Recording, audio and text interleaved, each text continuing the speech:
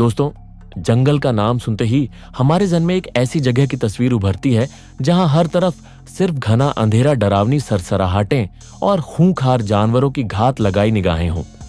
लेकिन जरा सोचिए, अगर यही जंगल दूर दूर तक फैले वीरान मैदानों की शक्ल में हो, जहां पेड़ तो कम हो मगर मौत हर कदम पर आपका पीछा कर रही हो। मध्य और दक्षिणी क्षेत्रों से लेकर ऑस्ट्रेलिया के विशाल और अनदेखे हिस्सों तक फैले ये जंगल अपनी खामोशी के पीछे एक ऐसा सच छुपाए हुए हैं जो इंसान की रूह तक को हिलाकर रख देता है। इन्हीं घने सन्नाटों में जन्म लेते थे वो जानवर जो हवा को चीरते हुए चलते थे और जिनकी एक दहाड़ से पूरा जंगल थर्रा उठता था। हालांकि अब इनमें से कई का नामो निशान मिट चुका है। कुछ को इंसानों ने मिटा दिया और कुछ को बदलती जलवायु ने निगल लिया, लेकिन उनके किस्से, उनकी कहानियां आज भी हवाओं में गूंजती हैं।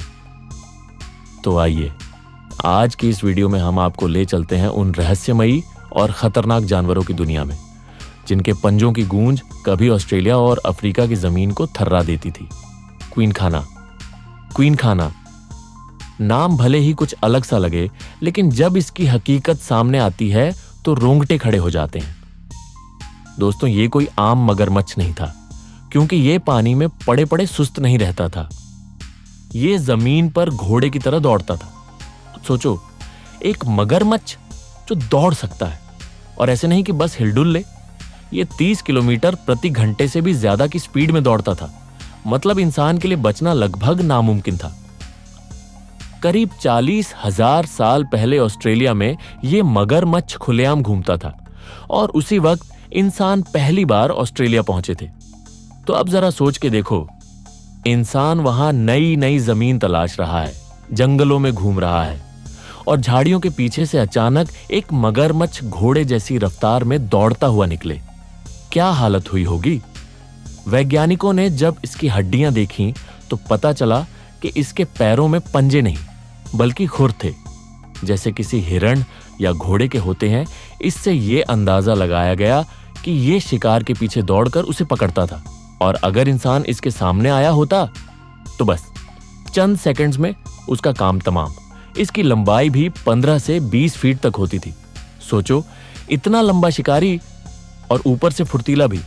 उस समय इंसानों के पास न तो हथियार थे न तकनीक, सिर्फ एक उम्मीद, पेड़ पर चढ़ जाना। क्योंकि हां, अपने पैरों की बनावट के चलते क्वीन खाना पेड़ पर नहीं चढ़ सकता था। आज हम सोचते हैं कि मगरमच्छ से बचना है तो पानी से दूर रहो, मगर उस दौर में लोग पानी से नहीं, जमीन से डरते थे, क्योंकि वहीं पर था क्वीन खाना, एक ऐसा शिकारी जो इंसानों को दौड़कर पकड़ लेता था। अब यह विलुप्त हो चुका है, मगर क्या वाकई, या फिर कहीं किसी जंगल के सन्नाटे में इसका कोई वंशज आज भी छुपा बैठा है। मेगालिनिया। किसी मगरमच्छ से जान बचाने के लिए पेड़ पर चढ़ जाना एक अच्छा तरीका हो सकता है, लेकिन यही तरीका छिपकलियों के मामले में शायद काम ना आए। दोस्तों, मेगालिनिया को समझने के लिए पहले आपको कोमोडो ड्रैगन को जानना होगा, जिसे कुछ लोग कीमो ड्रैगन भी कहते हैं। आप यूं समझिए कि कोमोडो ड्रैगन मेगालिनिया की छोटी बहन है, जबकि मेगालिनिया, जो कि अब विलुप्त हो चुकी है, उससे कहीं बड़ी और खतरनाक थी। वैज्ञानिकों के अनुसार ऑस्ट्रेलिया में पाई जाने वाली यह मेगालिनिया अब तक की सबसे बड़ी छिपकली मानी जाती है। इसकी लंबाई 25 फीट से भी ज्यादा हो सकती थी। यह छिपकली अकेली नहीं चलती थी, अक्सर झुंड में रहती थी, और अगर कोई इंसान या जानवर इनके झुंड के पास गलती से भी पहुंच गया तो उसके बचने की कोई संभावना नहीं थी।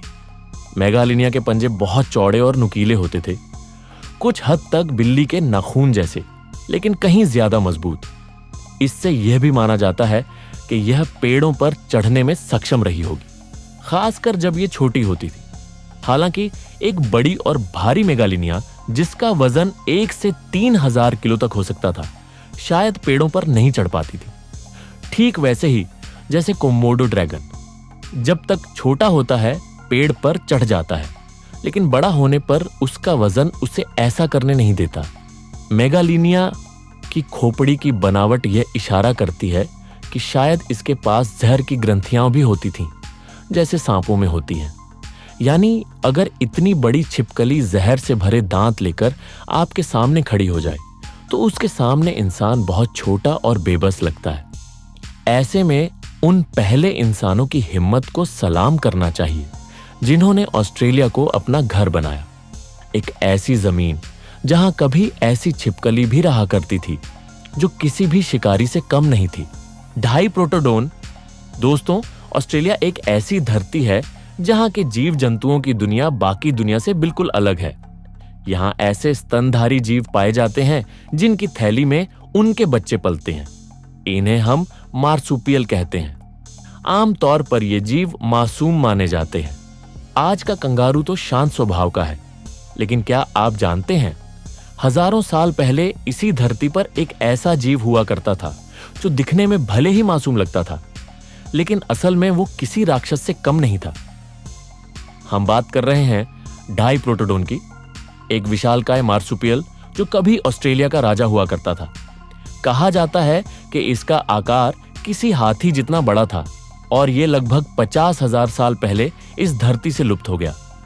डाइप्रोटोडोन आमतौर पर शांत स्वभाव का जीव था, लेकिन जब कोई उसके इलाके में घुसपैठ करता तो उसका गुस्सा भयानक रूप ले लेता था।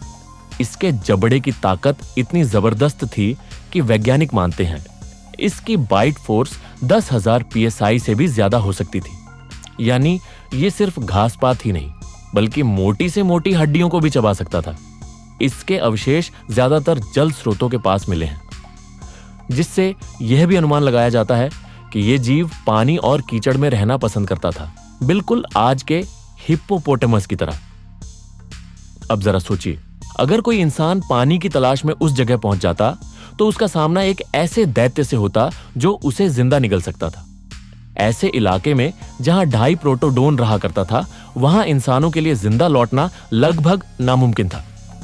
आज हम शुतुरमुर्ग को पृथ्वी का सबसे बड़ा पक्षी मानते हैं, लेकिन करीब 50,000 साल पहले ऑस्ट्रेलिया में उससे भी बड़ा एक पक्षी मौजूद था, जिसे वैज्ञानिकों ने गेनियोर्निस नाम दिया है। गेनियोर्निस का वजन लगभग 300 किलोग्राम तक हो सकता था और इसकी ऊंचाई 10 फीट तक पहुंचती थी। यह उड़ने में सक्षम नहीं था क्योंकि इसके पंख बहुत छोटे थे, लेकिन इसके मजबूत पैर इसे जमीन पर तेजी से दौड़ने में मदद करते थे। इसकी रफ्तार इतनी थी कि अगर जरूरत पड़ती तो यह किसी इंसान को भी दौड़कर पकड़ सकता था। इस पक्षी की चोंच शिकारी पक्षियों जैसी टेढ़ी और मजबूत थी और इसके पैरों के नाखून काफी तेज और बड़े थे। हालांकि वैज्ञानिकों में इस बात को लेकर मतभेद हैं कि क्या यह पूरी तरह मांसाहारी था या फिर कभी-कभी ही शिकार करता था। कुछ शोध यह संकेत देते हैं कि यह मुख्य रूप से शाकाहारी था, लेकिन कीड़े मकोड़ों या छोटे जीवों को भी खा सकता था, जैसा कि आज के कुछ पक्षी करते हैं।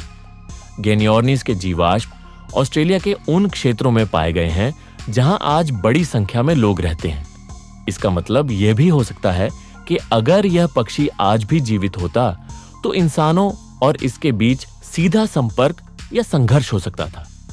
करीब 50,000 साल पहले इसका विलुप्त हो जाना संभवतः जलवायु परिवर्तन और मानव गतिविधियों का संयुक्त परिणाम रहा होगा।